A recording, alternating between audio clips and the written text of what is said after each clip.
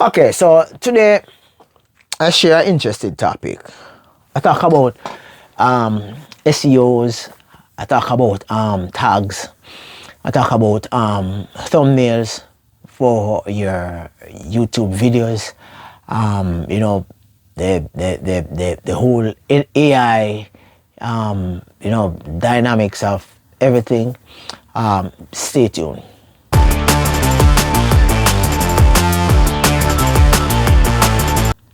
Hi everybody, welcome again to another episode of Fish Keeping Jamaica.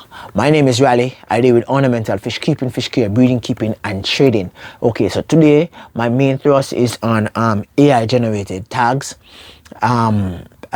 topics and thumbnails.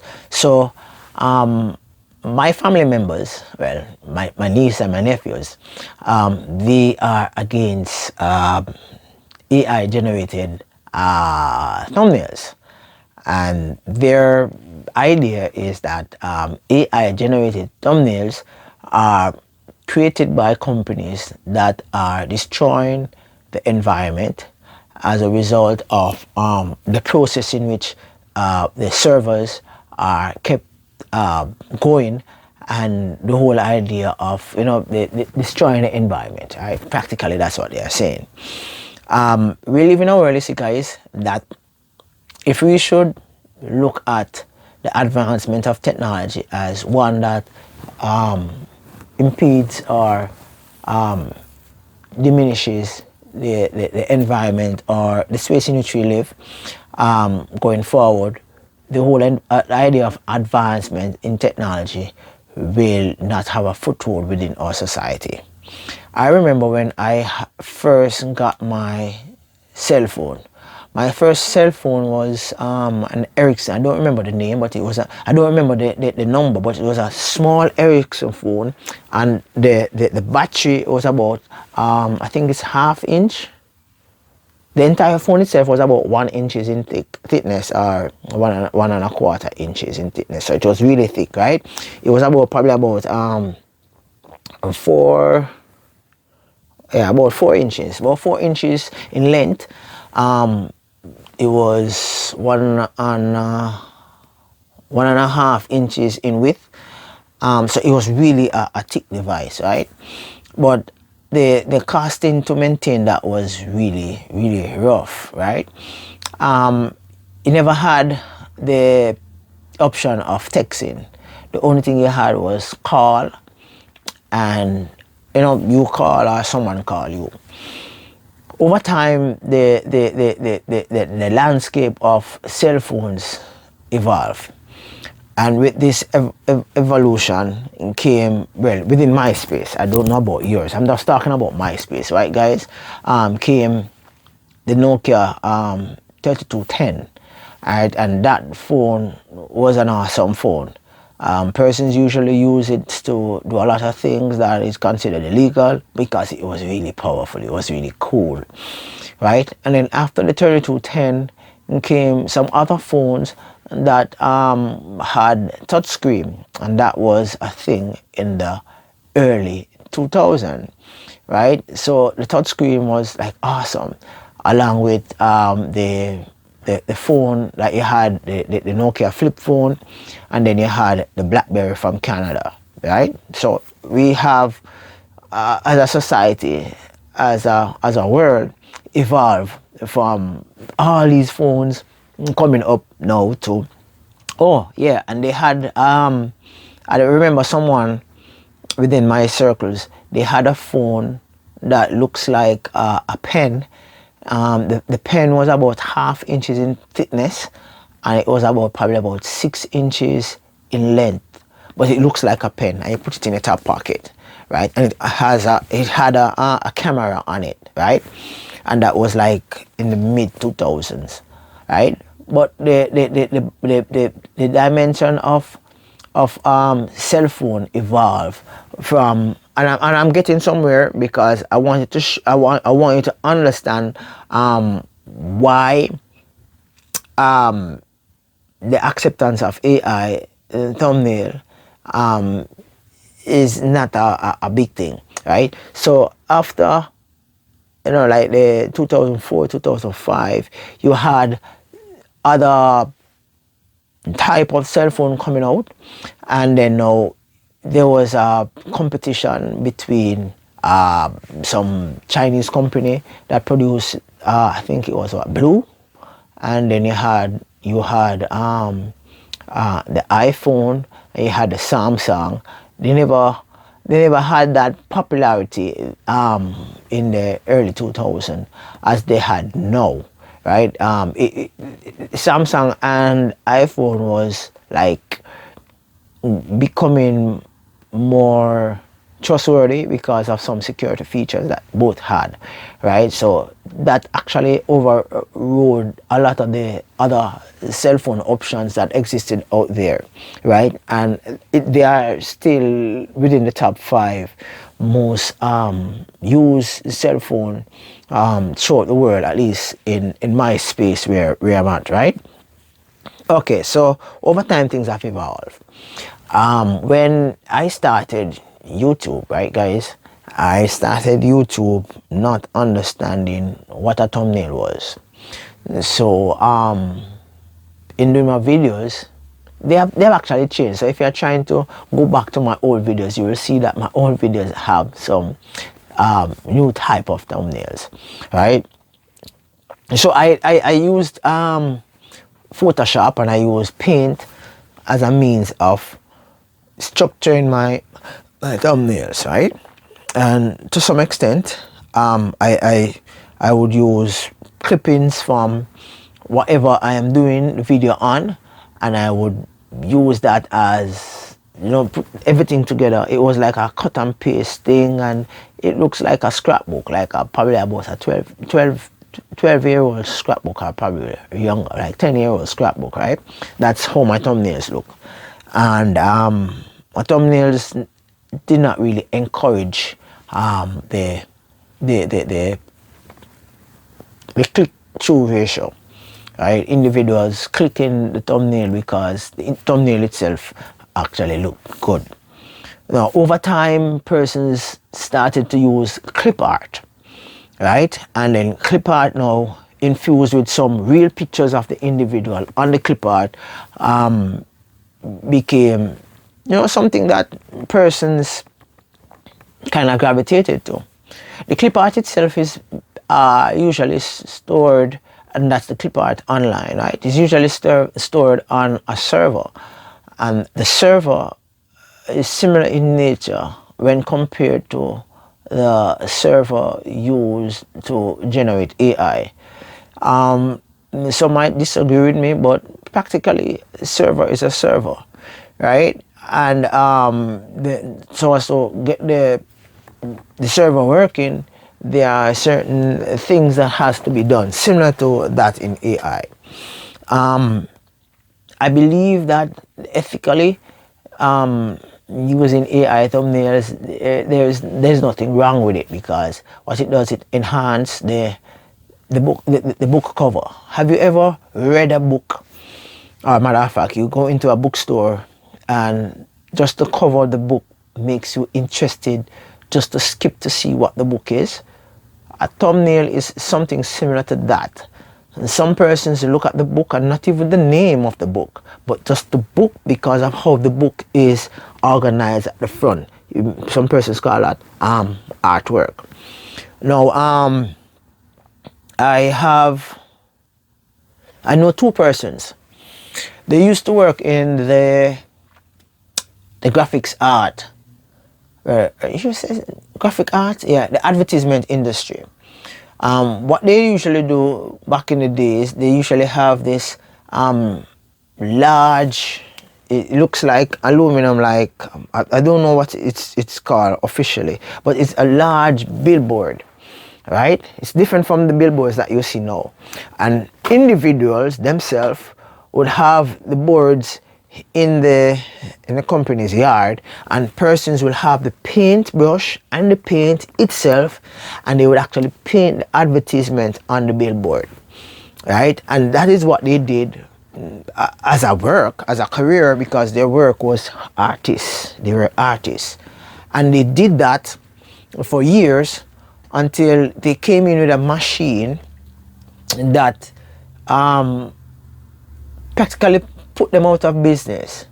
So the company still exists, but the company never needed an artist anymore.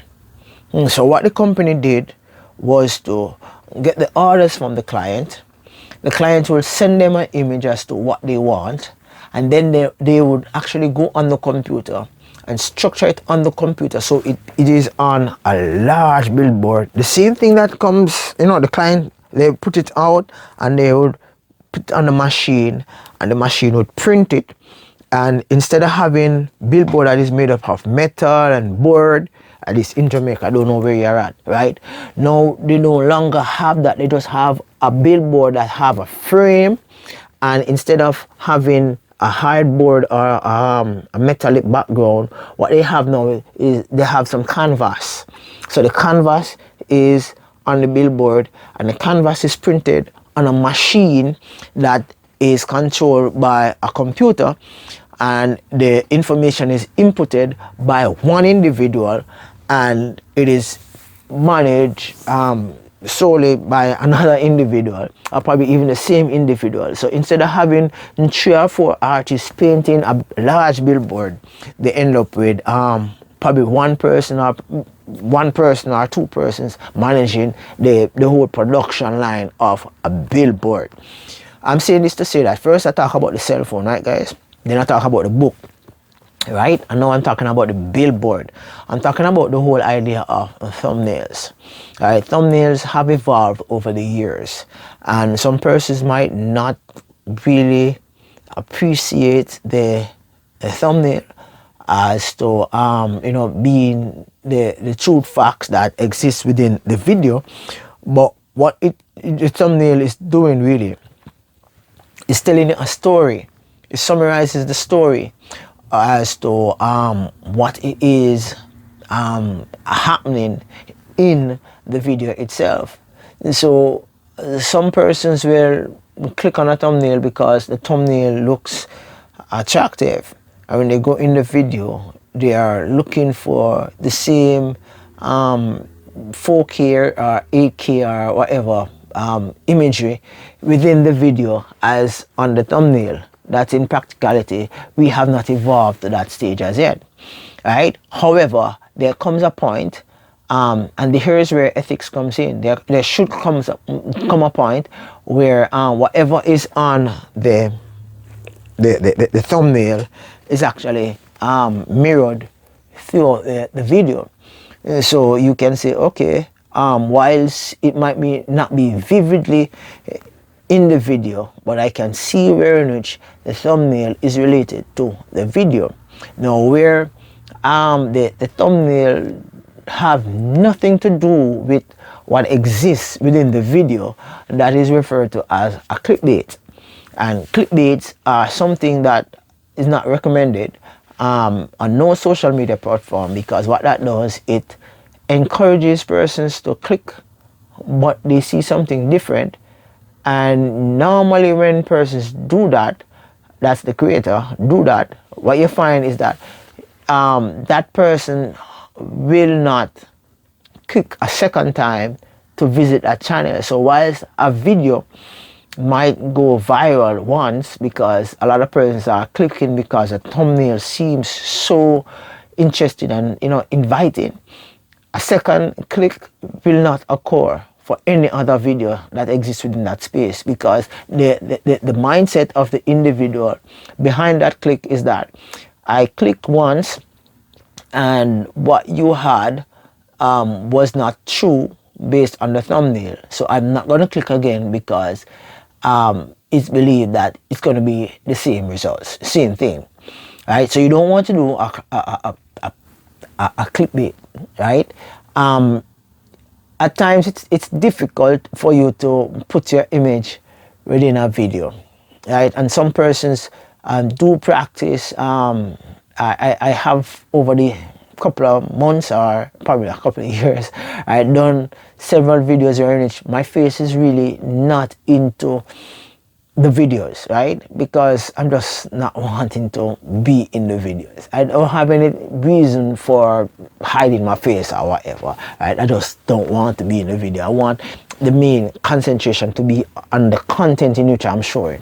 But some persons just don't want their image on the social media platform. Persons can, cut and use their own thing, and some people don't want that, right? So as a result of that, they create thumbnails based on what they are doing, and they put it on their videos and expecting individuals to click. You should understand, however, also that the absence of someone's no, how should I put this? Some persons, right, they, like myself back in the days, normally go to photos, and I would probably, depending on the topic that I'm doing, I would download a photo similar to the topic that I'm doing, and I would probably cut out a picture of myself and paste on that, and that would be the thumbnail, right? I can be stricken, or should I say, I can receive a strike for using a photograph of someone else's work and posing it as a thumbnail for any of my videos. So in a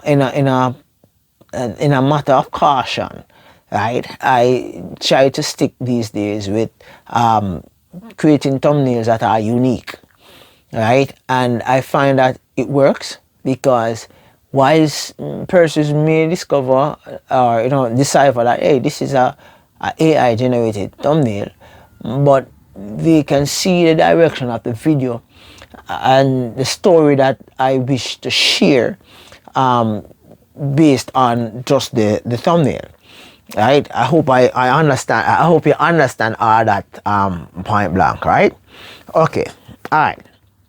So let's talk about so I don't have any problem with using AI generated thumbnails, and yeah, so probably you might, but you hit me and let me know in the comment section what you think about that. All right, so let's go to the whole idea of SEOs, other SEO issues, or things that you need to realize when structuring your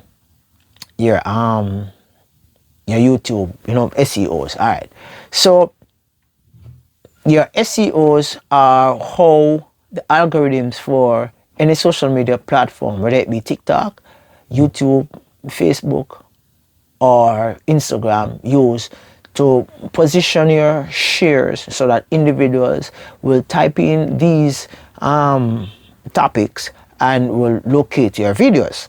Now, I recently discovered, right, that if you're monetized and you are looking to get the best possible inflow of advertising monies, because remember, you receive an average of about 25 cents for every 1,000 views, right? So if you, at the end of the day, you receive, let's say at the end of the day, you receive 1,500 views, right? That means for that day, you earn 25 cents plus 25 cents plus 6 cents, 6 cents and call it 6 cents. That would be 31 cents for that day, right? So you use the total views for the day to calculate the amount of monies that you earn. All right, so the thing is, depending on where in the world your viewers are, the earning potential increases. Now, if you are from, let's say that you are from United States of America, right, and you're viewing my channel that is made in Jamaica, right, I will get more monies from that advertisement that plays before my video start than, let's say that you're in Jamaica and you are watching a video and there is an advertisement before my video starts, you will get, I will get less for that advertisement being played by someone in Jamaica. And it's the same true regarding other countries in the world, because advertisers in places like the Philippines, India, Indonesia, the Caribbean pays less for advertisements on YouTube than individuals in let's say Canada, United Kingdom, sections of Europe, and the United States. So persons in the United States producing videos similar to me, right, they will earn more than me, although both of us have the same amount of views. They will generate more income just by having their shares being paid more in the US. So if I have 500 view, and 500 views are from Jamaica, and somebody have 500 views and their 500 views are from America, they will gain more monies than myself is in Jamaica, because of the rates in which advertisements are charged within the two different spaces, right? Whenever you have a niche or a space where in which persons do watch your video, right, you should try your very best so as to accommodate individual for that is beyond the boundary of different spaces. Like, you know, mix it so you have persons from Canada, Jamaica, UK, England, you know, all these different places watching your videos. That give you a greater mix and a higher potential of earnings, right? So let's get to another thing in the SEO that a lot of persons tend to ignore, and that's in the analytics, where we're not really a part of SEO, but a part of the analytics, right? And that you need to understand. Now, in the analytics, you have a screen where it shows you some blue lines, like, right? The darker blue indicates the periods in which most of your viewers are on, and the lighter blue or the white section indicates that your viewers are not on, right?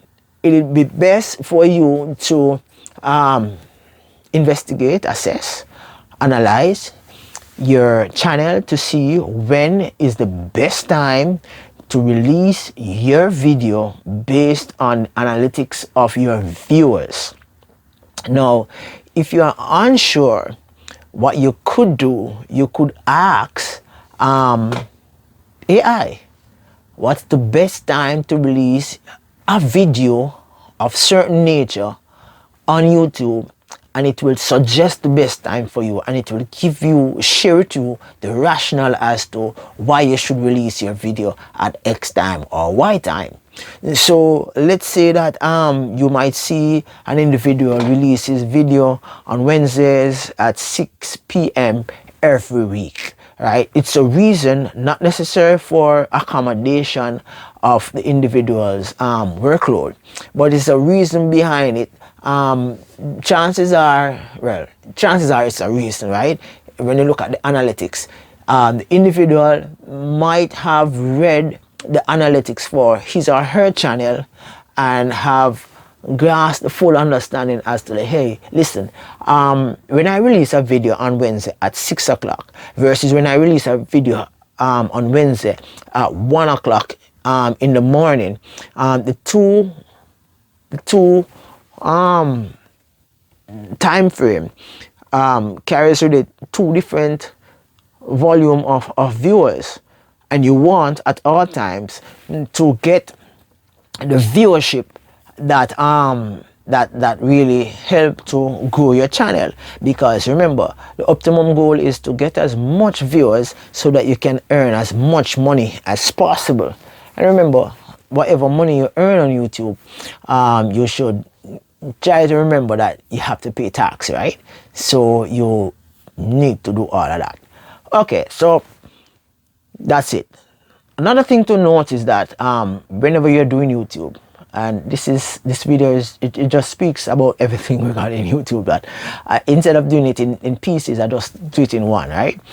Another thing in YouTube that you should understand is that for you to get paid on YouTube, you have to have an AdSense, right? So you would have to go on YouTube or go on Google and sign up with AdSense, right? Whatever location you start initially with, right, you have to continue with that throughout the lifetime of the YouTube channel that you have.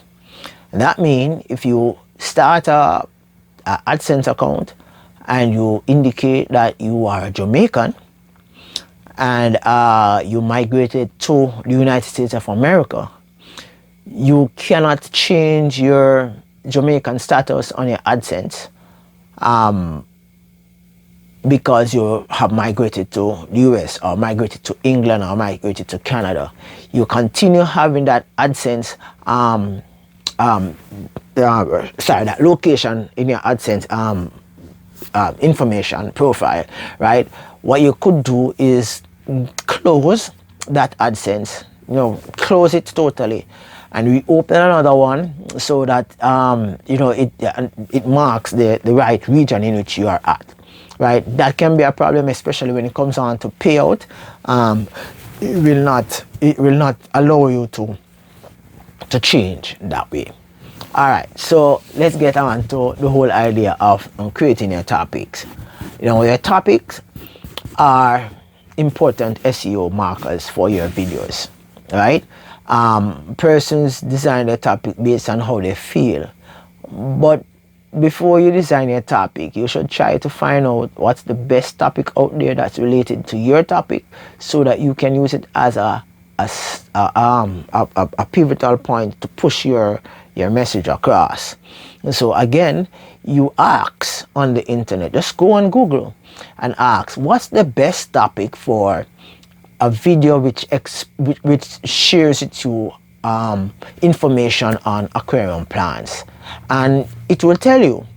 Now you have programs that you can go on and you can do all of this in which you pay some amount of money, but you have also other programs that you can do it for free. The option is up to you, right? And you can do this for tags also, right? You share on different platforms the name of the video, what the video is all about, and that you need some tags, and it will generate the tags for you. And normally these tags are correct, and they help to push your videos, because the tags are just search notes that individual use so as to find information on a particular topic, right?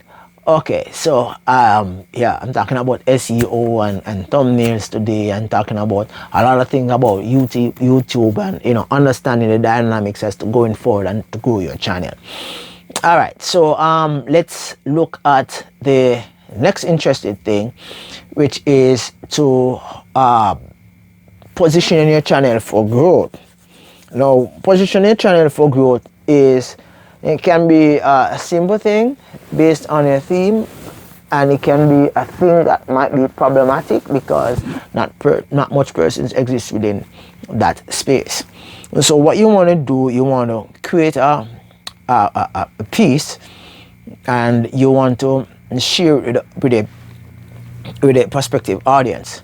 And so you get your topic, you get your tags, right? You create it, your thumbnail, and beneath the thumbnail beneath the topic you have a section that is described as description, right? Now in your description for your video, this is where you share information, just like when you have a textbook or a literature book or a book that you read. You have the back section which kind of give you a little synopsis well, you have the prefix at the front and then you have the other section at the back. I don't remember what it's called, right? You write, perfectly, you can write a sentence, a 2-sentence, or you can write a paragraph, or you can write whatever, right? About what the video talks about. Use the terms that probably might be mentioned into the video. And if you have connecting videos to that video, let's say that you have a lot of video like myself, right? You can probably copy paste the links to these videos in the description with the names, and you can, you know, share, say, listen, I have more on this, go ahead and right here. You can also use this space to share your contact information, such as your email, right? And also your blog page or your any other social media space that you might be on. For example, if you have Instagram page or a TikTok page or a Facebook social media page, right? You can put the link to these pages in the description section. And what this does, it helps individuals to follow you and to establish this authentic subscriber base that persons are always in the know as to what you're doing, right? In posting your videos, this is something that a lot of persons are not too versed on. And I discovered this after being on YouTube for about 7 years. I discovered this about 2.5 years ago, right? When you're posting your videos, right? When you're doing your videos, the YouTube algorithm picks up the first 5 seconds of your video, and it uses that so as to group your video in the respective class in which the video belongs. So it is advised that for the first 5 seconds, first sections of your video, before you have the introduction movie, movie, or what you call it, introduction section, with the music, like what I do sometimes, right? You have that 5 seconds or 10 seconds when you should say, hey guys, today I'll be looking at algorithm, SEO, and thumbnail. Stay tuned. That now the algorithm picks it up and it places it within the spectrum of the entire system. So therefore, it can be easily found by viewers who want to find out information about this, right? So try to do that before you do the introduction. Put in those information there, and you'll find that you end up get more click-through ratio. The CTR will be a little bit higher, and you want your CTR to be on the higher end than on the lower end, because the lower the click-through ratio is, the less your video is up for success. Okay, so this video is not going to be as long as other videos, right? I'm really getting tired now. All right, okay, so, and I'm not doing this, I don't do podcasts really by script. So I'm talking based on memory. So therefore, the flow of everything might be a little bit choppy, but you should be able to put everything together as as you read, and as you listen, and as you internalize it, and as you try to adopt some of the principles, you'll find that it works. All right, I have 2 more things to talk about, and then I'm finished with the video. The second to last thing I have to talk about, the posting of your videos. In posting your YouTube videos, right? Try to schedule your videos to be posted, and not just upload your videos and post them, right? Okay, the thing is, it takes about 2 hours for the YouTube algorithm processing to produce, or should I say, to structure your video in 4K format. So the quality of your video might not be that well, or should I say, not be that good, right? So YouTube tend to put it into 4K format, right? But it takes 2 hours to do that. So if you just upload and press what you call it, and press post, you'll find that you won't get the quality video in the viewership in comparative to, let's say, you schedule your video, you upload your video, let's say 6 o'clock, and you schedule it to be posted or to be public, let's say 10 o'clock. That's a 4-hour window. The YouTube algorithm will do everything that it needs to do within that time span, and whenever it becomes public, your video should do well if your SEO main key points are in line with whatever it's supposed to be, right? Bearing in mind also that posting your video at least 2 hours before heavy traffic helps the algorithm to position your video within the line, so that persons that are going to be viewing YouTube videos will be able to see your video within their screen at the appropriate time. So therefore, you're advised to schedule a video so that this time frame can allow the algorithm to work in the background, so that your videos are published at a timely pace, and you will be amazed at the results of this. Okay, so the last thing I'm talking about, right? And all these guys, it took me a while to learn these, but the last one, right, is that creating your videos in chapters. Now, there are advantages and disadvantages in creating your YouTube videos, right, in chapters. The advantage is that sometimes I might do this one in chapters also, because and I can tell you, doing it in chapters is a lot. It's time consuming, right? But what it does, it helps the viewer to arrive at the exact point in which they need an answer for. So I am doing a podcast on SEOs and thumbnails, right? This is the name of my podcast, SEO and thumbnails, right? And throughout the entire video, this video is going to be probably about 40 minutes long, right? So throughout the entire video, I talk about AI, I talk about the introduction, I talk about cell phones and the whole evolution of technology and all that, right? So I can make that as a chapter, the evolution of technology. And then now I would have the other chapter. I spoke about AI generated thumbnails. That could be a chapter. And then now I spoke about generating your SEO tags, the more preferred tags, how you do that. I share with you how you do that, right?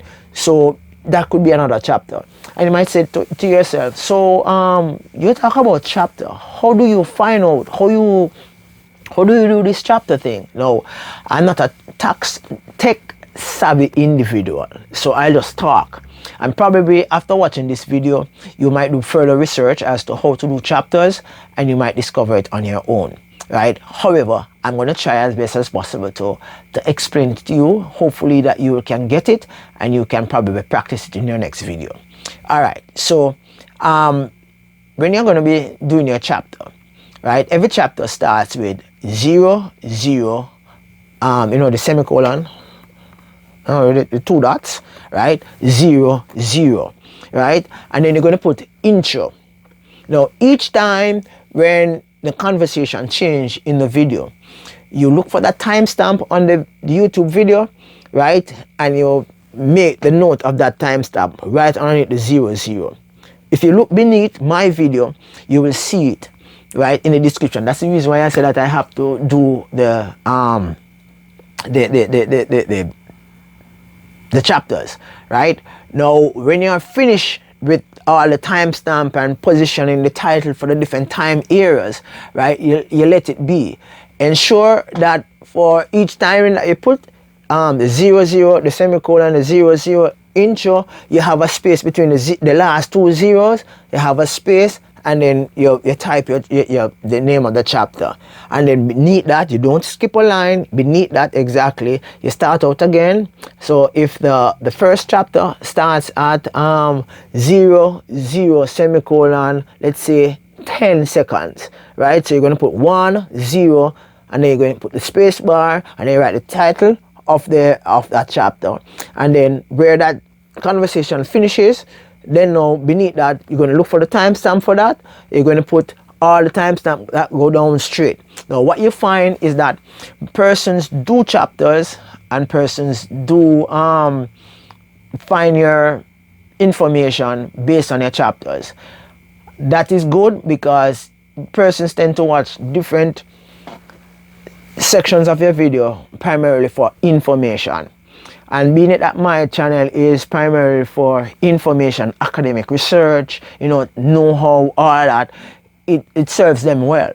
But let's say that someone, and this is the disadvantage, let's say that someone only wants to find out how is it that they can improve their SEO tags, the tags, right? The SEO is everything. SEO is tags, title, thumbnail, description, everything together, right, is referred to as SEO, right? So let's say that you want to improve your tags, and somebody wants to find out how you improve tags, and they meet on this video. They're gonna look for the section which talks about tags, and they're gonna click on the blue timing, which is beneath. As I said before, I'm going to have to do the chapters for this video so that you can understand what I'm saying, right? You click on the light, the blue, with the timestamp right beside the topic, and the video actually jumps to that timestamp, and it plays right there, and you get what you want, and then that's it. The disadvantage with that is that some persons out of a 45 minutes video might just want to understand how to do tags. So the 3 minutes and the 4 minutes information on tags might be all that they watch out of the entire 45 minutes, right? That kind of decreases the amount of watch time for your video, and you really want the individual to watch your entire video. That's one of the reasons why I started to do tags, but I stopped because I realized that was a disadvantage in which, I never too fancy. However, person still do it, person still skip to find out the exact space in which they want, they play it, and that's it, and then they move on. And this is something that happened when it comes on to longer version videos. And one reason why YouTube did shorts was to compete against the other social media platforms like TikTok and Instagram and other social media platforms, which allows for quick shares of information, right? However, it also serves the purpose of filming once and posting twice, meaning that you film one time, you videotape one time for your YouTube channel or whatever you're doing, right? But you cut out sections and you edit it for the purpose of shorts, and you post it as a short. And what you find is that you did film once, but you post the information twice, but twice in 2 different formats. And what happened is that the short is linked to the longer version of the video, and the longer version of the video explains in detail what the short was actually saying. So in turn, the individual become interested in what you're saying and become a new subscriber, right? And these are some of the things that you need to know going forward regarding YouTube growth and all that. I am not one to hide anything because I was once and I'm still learning the matrix of YouTube, how it works. Every day it evolves just like technology, and with that evolution comes more head thought process, and going forward it's expected that we will continue to evolve in different sphere. I said that this video was going to be was going to be 40 minutes, but now it seems as if it's going to be like 46 minutes. I'm sorry about that, guys, but I just wanted to share these things with you because a lot of persons are considering quitting and don't quit. Just try. You have persons who have been there before, and they are there to guide you. Some persons quit because they are just not into the whole, stretch out thing. What I do, I record several videos within the same day, and on different topics, and I schedule my videos for months, right? And it has worked because it have taken the stress from me, being, a workaholic, family person, social media influencer, content creator. Yeah, it's time consuming. Thank you very much for stopping by. Honestly, guys, when I started the first seven minutes of the video, I was wondering what I was going to share. Really, I was wondering what's the depth of the video, and in just talking, everything just flows. And so too, content in content creation, you talk. And the more authentic you are, the more things flow, the more you're able to explain. Yeah, peace out. Thank you very much. Bye bye. Yeah, catch you next time.